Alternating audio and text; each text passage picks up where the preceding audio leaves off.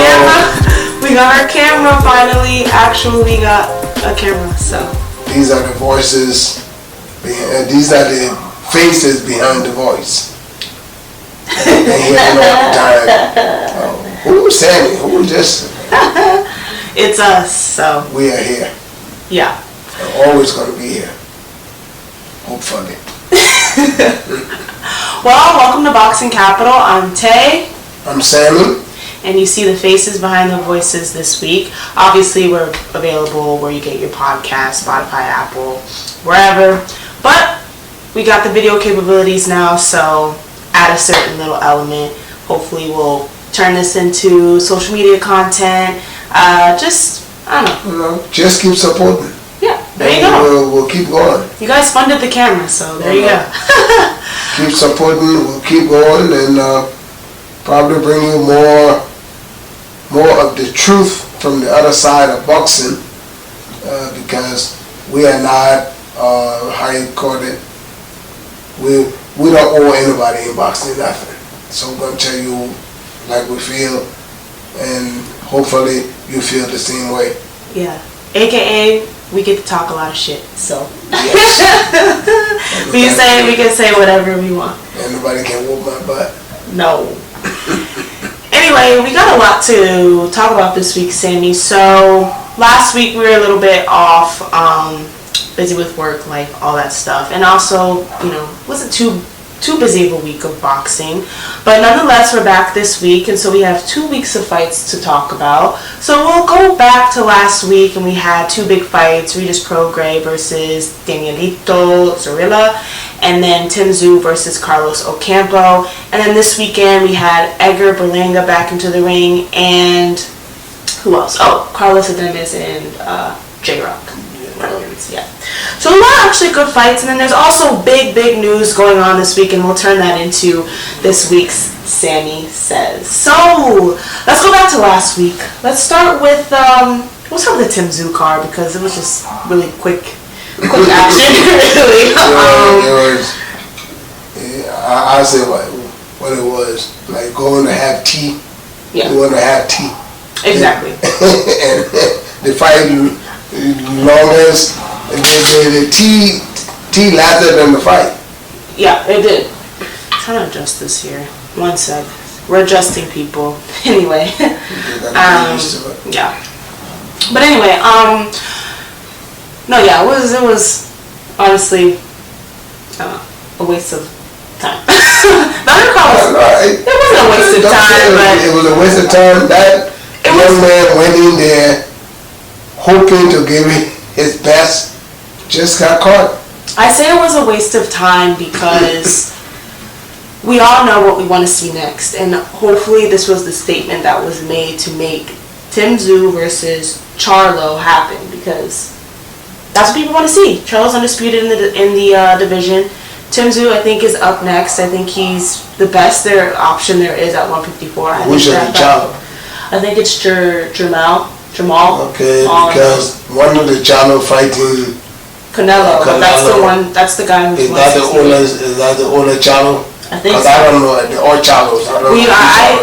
We both get kind of confused as to who the Charlos are, but I just know by weight class 154 that Charlo is the Tim Tszyu Charlo. Yeah. No, yeah, and the heavier one is fighting Canelo. Right. Because Canelo ducking the other Mexican so bad, he had to go to the black man. We'll talk about it later this episode because we have a lot to say about that. But a lot of people just wanted the Charlo fight to happen right after Tim Tszyu beat Tony Harrison. I think he dominated Tony Harrison. I think that was a statement made. So to fight Carlos Ocampo, who in my opinion is turning into a stepping stone, he's a stepping stone. That's all he is. Obviously, I expected a better showing, than what you got. Right. But I mean, Tim Tszyu came out flying, and so it is what it is. He's a good fighter. Tszyu came out making a statement. Here I am, Charlo, That was, yeah, he wasn't fighting Carlos Ocampo, he was fighting Charlo. 100%. So let's get into a hypothetical. Who do we think will win that fight? Tim Tszyu or Charlo? Jamal? One of them. The 154 Charlo. Look, the one fighting Canelo supposed to be the better Charlo. The younger Charlo, the lighter one, is a good fighter, but not a great fighter. Right. So, and Tszyu, I have not seen fight for some time. Okay. But if he has any of his old man gene in him, and he can really push the envelope, I say it will be a difficult fight for either one of them. I mean, and if Charlo is not that great of a fighter, I see one or two of his fights.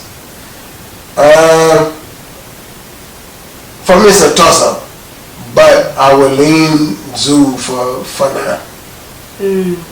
I agree. I think it is a bit of a toss-up. Charlo has not been in the ring for a very long time. Either one of them have not been in the ring for a very long time. Tim Tszyu has been active. Tim Tszyu looks good and sharp.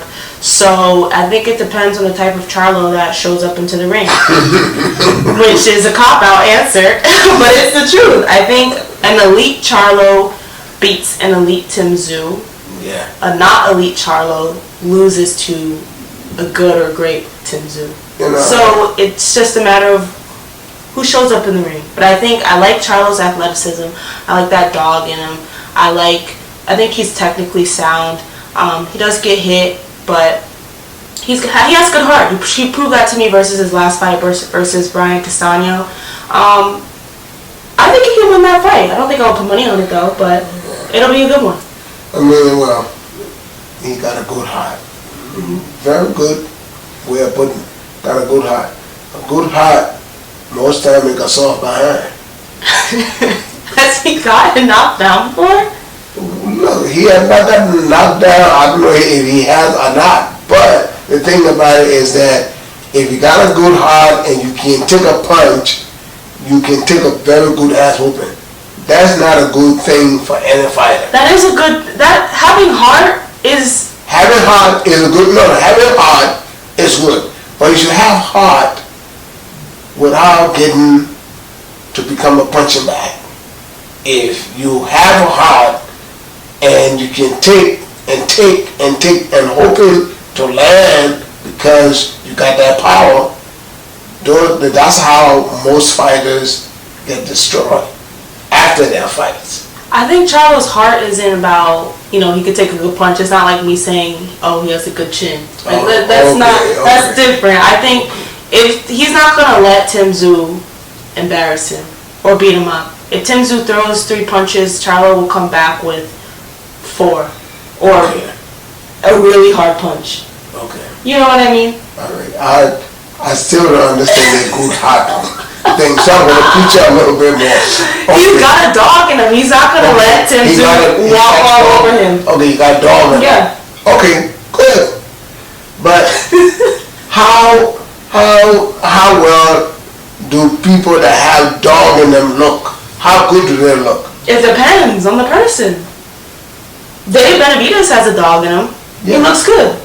He got a dog in him. He can fight.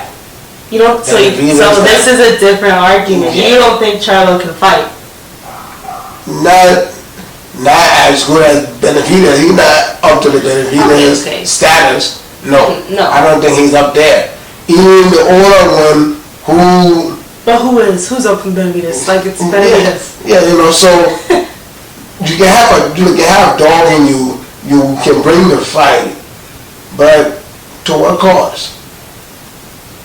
Okay, are you going to bring the fight to where you tend to stay in the hospital after you retire?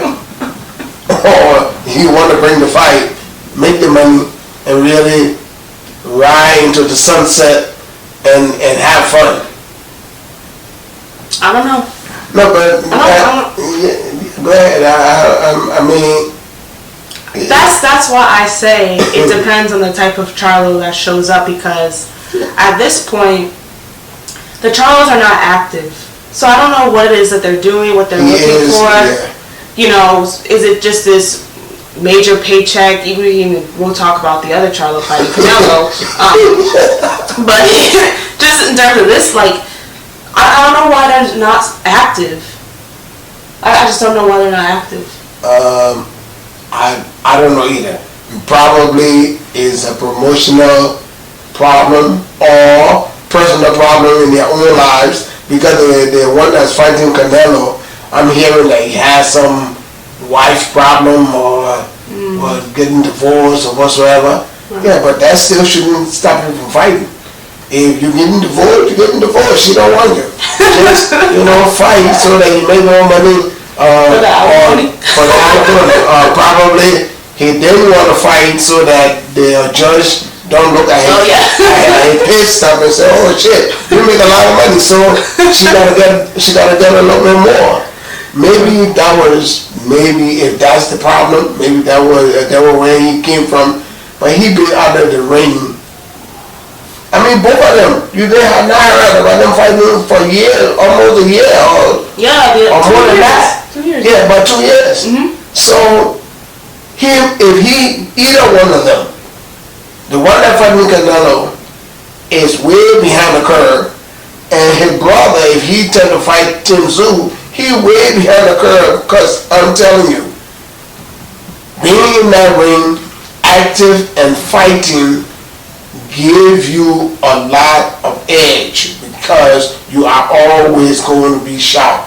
I don't care what trainer tells me, oh, we're in the gym, we're working, we're sparring and everything. Sparring not the same. It's not. When you walk in that ring for a fight, you could spar the guy that you beat up in the gym, and that guy come and whoop you butt in a real fight, because it kind of like uplift it boost your confidence, and there's just something about it being before people, actually doing it for real way to get paid. It's different. So the teams who've been busy, Canelo been busy, and the Charlos had not. Yeah. Why? I don't know. Maybe we need to talk to Haymon. Yeah, maybe we're going to start having guests on here, hopefully people who have insider knowledge. We'll be, out in gyms, out in the real world, not just my apartment, but we're now in our studio, so we're just keep going. It's a beautiful studio. No, seriously.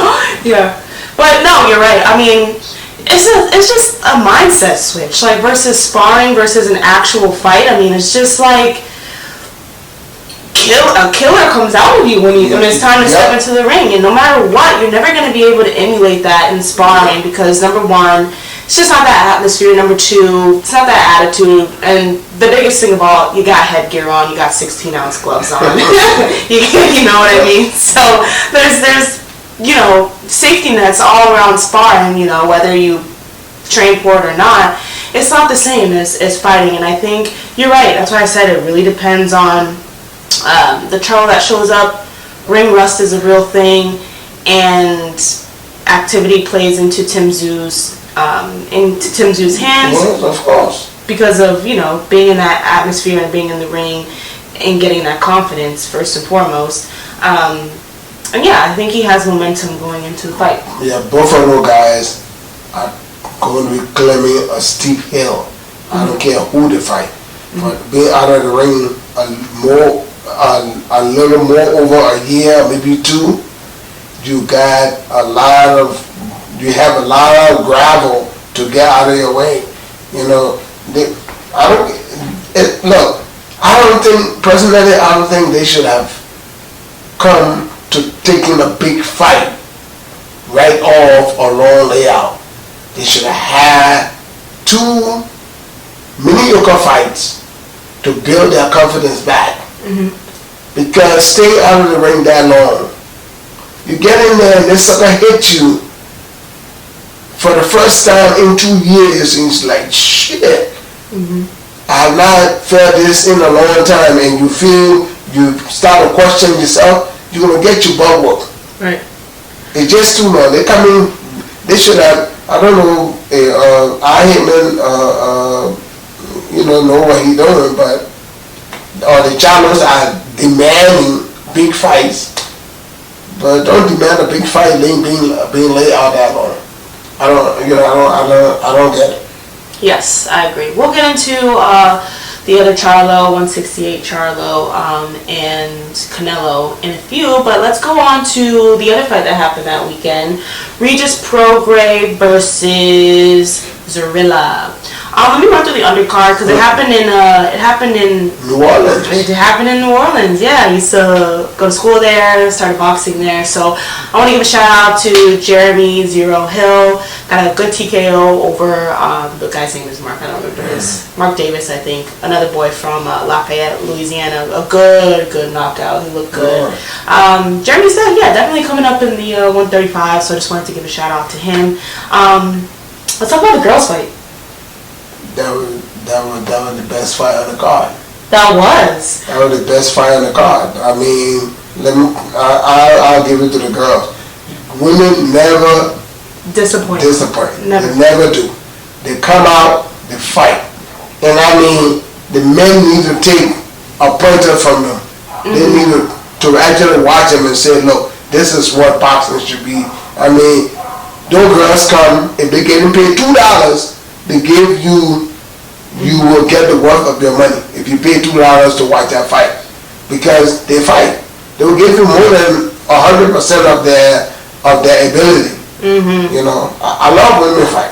Yeah, no, it was a hell of a fight. Yeah, women come out to fight. First of all, they don't get paid enough, so obviously it's never about money or anything like that. Most women fighting have multiple jobs and just doing it for the love of the game and just getting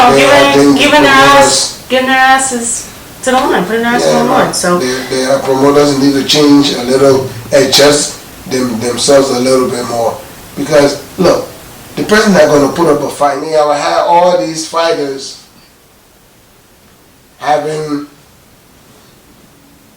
pension. Everyone that was signed will have a pension, and we will just sign enough, to be able to have them fight at least 3, 4, or 5 fights a year. If you were from Nigeria, you're a good fighter. Where are you fighting? You will have most of your fights in Nigeria, but it will be broadcast around the world. You will have until you get to a certain status. Then we'll start to move you from Nigeria to other countries to fight other guys who are part of our promotional company. And come, $4 billion. Gee. Yeah. Now I had to be on every interview. I think Eddie Hearn has to be on every interview because he is a narcissist. But I mean, we essentially got into what my intended Sammy Says was going to be. Yes. So I will just alter it a little bit because we didn't talk too much about him. But what does Sammy have to say? Oh, we gotta do Sammy Says. We're never getting music. We're just gonna make it each episode. That's our how you call it? That's our introduction music. Yeah, our intro song. What does Sammy have to say about Al Haymon? Al Haymon just made a baller move just this week, signing Canelo, and unlike Eddie Hearn, no one ever sees him. So, what do you have to say about Al Haymon? You could make it broader. Let's even broaden it to maybe what Canelo was thinking, his intentions of going to PBC, and predictions for Canelo's career as he's heading off into the sunset. But let's just first start with Al Haymon. Your thoughts? Al Haymon, the man I don't know in person. I don't think anyone does. I've never seen him. For a long time, when they said Al Haymon, I thought it was the fella that always go and stand behind the fighters with his sons and waving and trying to be seen everywhere that the camera went. I thought he was Haymon. But I'm thinking to myself, I don't think a guy that really run stuff will be all over the place like this guy. This guy looks like he's a camera hawker. He just show his face anywhere. But he's a quiet guy though. The man, from what I've learned of the man, he's quiet. He don't say too much, but he's the man of action. He uplift those he works with. He makes you money. I would say he is, I don't know if I him are going to like this or not, but he is like Don King, but King made money for King. King didn't make money for everybody else. You know, King will make you popular and blow you up and do everything, but will charge you for every penny. For he will charge you for everything he did. So I don't know if I him it that way. Because, look, he took Mayweather, made him a billionaire,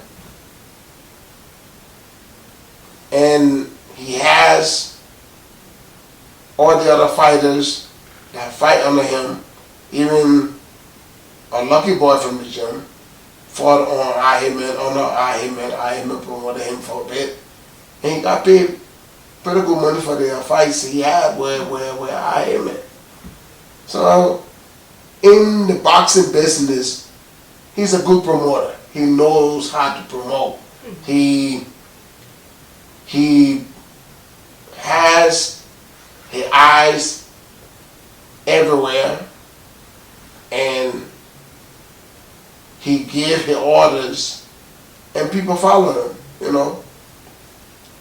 So if a fighter want to make, a good fighter want to make money, I think he's a good partner to work with. I think he's a good person to work with. You get what you're worth, mostly, from what I have seen and heard of the man. So I think... I haven't heard, I agree. I haven't heard very many people complain about Al Haymon. I think the past few years, he's put on the biggest fights. I mean, especially this year, you had Tank Garcia, and you're having Errol Spence and Crawford happening, and then Plant versus Benavidez. So he puts on really good fights. Even last night was a good fight at Demez versus J-Rock. I don't know actually where it was, but nonetheless, good crowd. I mean, he puts on good fights, like good fights. He gave people the worth. He gave them. You pay $5, you get $5 worth of your money. Yeah, and you get good matchmaking. I think overall too. Good matchmaking. Yeah, really good matchmaking. I mean, obviously, if it's some people, there's always going to be a good guy versus a bum undercard, but it's not as egregious as especially Golden Boy. Terrible. I think Golden Boy's the worst with that. Top Rank I think is pretty bad. And then Matchroom, it's kind of like the other way. Like he sets his fighters up to get beat a lot. Because he don't know how to make. He don't have a good matchmaker. The thing about it, you can be a great person as a promoter. If you don't have a good matchmaker, you will always have boo-boo fights. Right. And you always have fights that don't make sense. Or like upsets all the time. Which, I mean, I'm always happy to see the underdog come out on top. But even, I'm going on a rant here, but Berlanga versus Jason Quigley, that was not a good fight. It was not a good fight. I mean, it was in a technical sense, like, it was just interesting, good as in it was interesting, but just from the production to, you're bringing back a fighter in front of his hometown in Puerto Rico, in New York, in front of his Puerto Rican fans and things like that. Not good. But back to Al Haymon, I know absolutely nothing about the man, but, everyone speaks highly of him, his fighters speak highly of him, and he puts on good fights. So I mean, he's a good businessman. Yeah. So he makes sure everybody make money. Everybody that he's involved with, is somehow happy, even though he do have a lot of fighters or two, and sometimes maybe some fighters get neglected because they're not fighting as much, and which is where promoters, if you want to be promoting in certain geographic of boxing, which most of the time he promotes most of the fights in America, and not much else. Most of them are in Vegas. Yeah, most of them are in Vegas. Mm-hmm. So if you have that little of a geographic area that you promote in, sign certain number of fighters. Mm-hmm. Don't try to sign the world. No, yeah. If you like the Zoom that got billions in their pocket, and you can spread this thing out to other parts of the world, you can have a fight card 52 weeks of the year, and you will still be able to make money, and you will still be able to give people the right kind of fights, because you can sign that many fighters in different parts of the world. Mm-hmm. You are not going to be there. Just make sure things work. Right. I mean, that's what multilateral companies do. Mm-hmm. And that's what I think the Zoom trying to do. But going back to Haymon, I said, look, the man, everything I heard about the man is great. I've not heard anybody say anything bad about him yet. I mean, you can ask Mayweather, and you can ask everyone that follow after Mayweather to Haymon. You see, Tank, I think he gave you a little bit of room to spread your wing. Mm-hmm. Spence told him to his people, if I don't fight Crawford, I'm not fighting nobody else. So he made that fight happen. Mm-hmm. Because when Crawford with Aaron, that fight was never going to happen if he had stayed with Aaron. Yeah. And I believe if Crawford were with Haymon from the initial start, he'd be a big meme as big as Mayweather today. Probably. I don't think, Top Rank and Crawford weren't a match made in heaven at all. Not to say I don't think Top Rank is bad, but it wouldn't surprise me if Shakur goes to PBC soon. Seriously. Or on his own. Yeah, because I think where a Top Rank, maybe I could be wrong here, but it's almost like when it comes to African American fighters, they don't get the same play in Top Rank as the Hispanic or white fighters. Well, I think right now they're creme de la creme are black fighters. Yeah, but trust me, I'm telling you, even the black fighters that are great, doing great, like Shakur and all of these people, mm-hmm. they are not getting the same play as the Hispanic fighters. And that have always that have always been their history. Mm-hmm. They cater to the Hispanic fighters 100% better than their top black fighter. Well, Crawford, i.e. Crawford. Yeah. Yeah, and the Hispanic fighter will get more paid. They will get paid more than the African American fighters. Who were their top Hispanic fighters? I don't know much about Top Rank's history, Yeah, honestly. Well, you look it up and find out all the Hispanic fighters, because how much on Crawford's biggest day, his biggest fight, how much you think he made? I wouldn't be surprised if he didn't even hit $1 million. Not even on his biggest fight, maybe $2 million. Mm. Okay, On Manny, that's his biggest fight. Yeah. A couple on Manny, average. Yeah. Not even the fight between Manny and Mayweather. On Manny Pacquiao, mini yoga fights, 10-round fights. He made 5, 6, up to $10 million for a 10-round fight. I don't know. And it is all because, like I told you before, African Americans will support a lot more football and basketball than they will do boxing. Hispanic support boxing just as much as they support soccer or baseball. That's why Top Rank only plug in that market most of its fighters, and they get paid a lot more. Well, I hope that changes.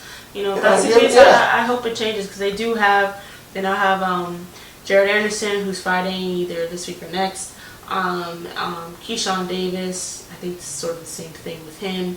And then Shakur, and now Devin Hayes. So they have a good stable. They got a good stables of African American fighters, and saying all of that will keep falling off the topic here. I'll go back to Haymon, and you mentioned Canelo. I believe Canelo saw what Haymon did for Mayweather, and saying that shit, I'm on my last leg. I think this is a good way to end it. Yeah, I think the nail in the coffin with his relationship with Eddie Hearn was, obviously, I think the type of fights that were being made for Canelo were just L. A bunch of boo-boo. Yeah, it was boo-boo. And then him not getting B-ball rematch, which I think, Eddie Hearn was kind of like promising him. B-Ball didn't want the same terms to do 175. Obviously, Canelo did not want to, put his belts on the line for that, so that fight couldn't have been made. And he wants to move on to Charlo, I think Benavidez, and then I don't know who the third one will possibly be, but I mean it's Charlo, and I think Benavidez, he's in that stable. Is Morel there? Yeah, I don't know, but I mean, I think he's got a 3-fight deal. And Benavidez was right there. The 3 fights should have started with Benavidez, then go to Charlo. Charlo been sitting on his behind for 2 years already. And that's exactly why Canelo chose him first. No, he could have sat down for another half a year. Because the thing about it, look, I don't think Charlo were probably doing as much good for his own career than Haymon were trying to do for him. I think he was demanding too much, and he was demanding their wrong things for the wrong reason. Yeah. And probably having personal issues. And as a promoter, you have to understand most of the time fighters need to kind of wake up and start realizing that when you are employed to do certain things, there are certain things you have to live up to, and you don't expect the promoter to be your father. The president, no, seriously, your promoter is not your father. He's in business with you. You sign a contract. I'm going to promote you. I'm going to do this, I'm going to do that. When you walk out of that room, don't just mean that you do nothing at all. You need to have a self-respect, and be able to carry yourself well out on the outside. And let the public get to know you. People will love you for being a sound person. But if you're going to be doing dumb crap, that promoter had to hire lawyers for you all the damn time, that hurts your business. Yeah, I agree. I mean, it's sad too, because the Charlos Jamal, I don't remember. They've been calling for Canelo for the longest time. And Canelo's now in your lap. I mean, I think they're fighting in September, and you've been sitting on your ass for 2 years. Yeah. So you haven't been staying ready, you know? You wanted this fight, you got it, but you're not ready. You know? And you may not, I mean, hopefully, you know, he's got a few months to get ready, but still, you're not being active. And the thing is that you also could be getting so much more money. I mean, should have been fighting for 2 years. You should have had about 6 fights by now. Exactly. And then that would have built your profile, and you could have demanded at least another $5 million from this fight. Yep. You know, just from this one fight. But you're gonna get you're gonna get what they give you. Yeah. I mean, you're not the name. Canelo is the name. You're not the name because when the last time you fought? Who cares? You show up at every fight. Yeah, you show your face. They could offer you. But you're not in the ring. He could offer you 70-30, and you have to take that. Yep. You have to take that now because he has all the leverage. You haven't fought for 2 years. You know, this is what you wanted. You know, take it. And you're right, exactly. You're in no place to be greedy right now. So, and I said, look, Haymon is making the right moves.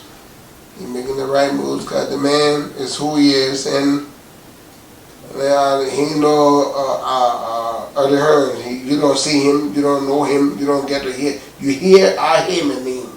Oh, who promotion is Haymon? Oh, yeah. And that's it. Who is Haymon? Haymon could come and sit in the arena. Besides those that really know him, you will know him. You will know he's there.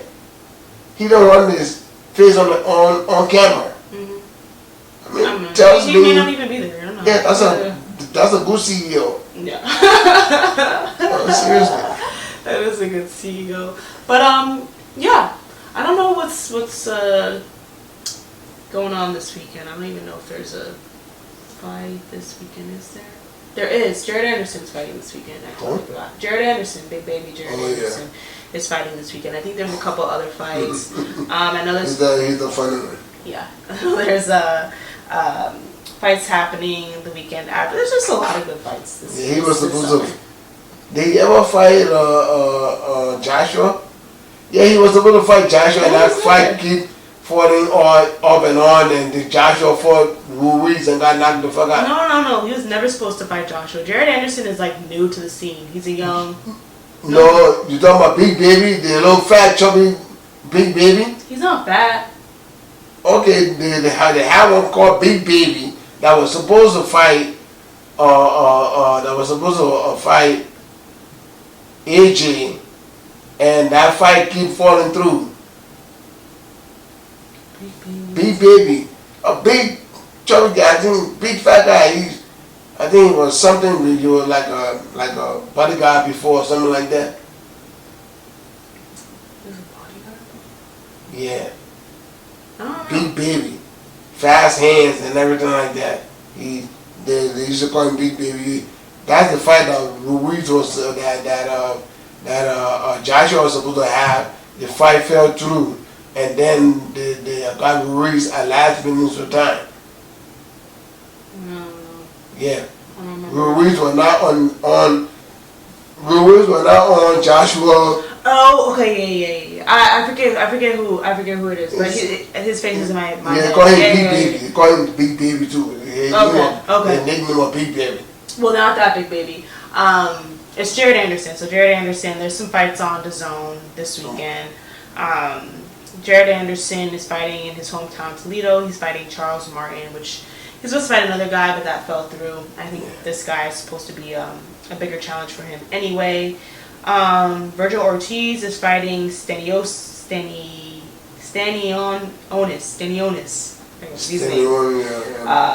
a couple weeks from now. Drawn Ennis Boots versus Roman Villa July 8th. That's actually going to be a really good fight because Roman Villa beat Rashidi Ellis last fight, and I thought Boots didn't really have that good of a performance just because the guy he was fighting was just moved a lot. It is what it is. And I was saying it would have been better if this guy fought Jerome instead of Rashidi Ellis, but This will be a good fight because that guy's tough, and this will be a good step up. Yeah. The last card, they both fought on the last card. July 15th, there's a couple of other fights.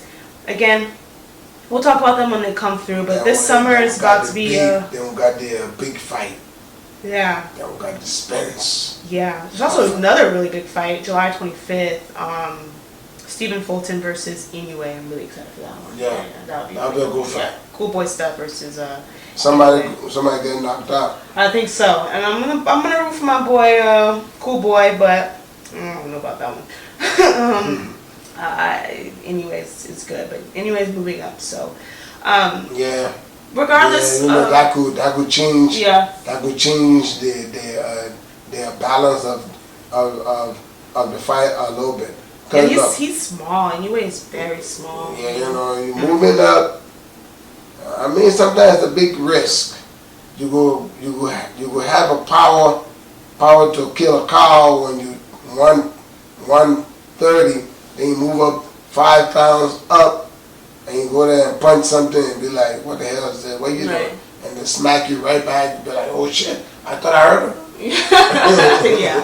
So I think he's moving up from 122 to 126. I think this fight is at 126 or 126 to 130. Regardless, 4 pounds is going to be featherweight. Yeah. Moving on from junior feather to featherweight. Yeah. But anyway, a lot of good fights. I'm really excited that Canelo's with PBC is going to get good fights.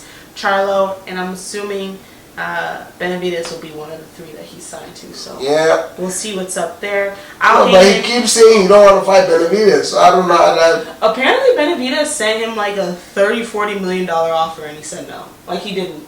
No, because the thing here is that I think he's doing Benavidez a favor, and which which is a bunch of bullshit. I don't think that you should ever be that small minded. Do you think that his legacy will be tainted if he never fights Benavidez? Yeah.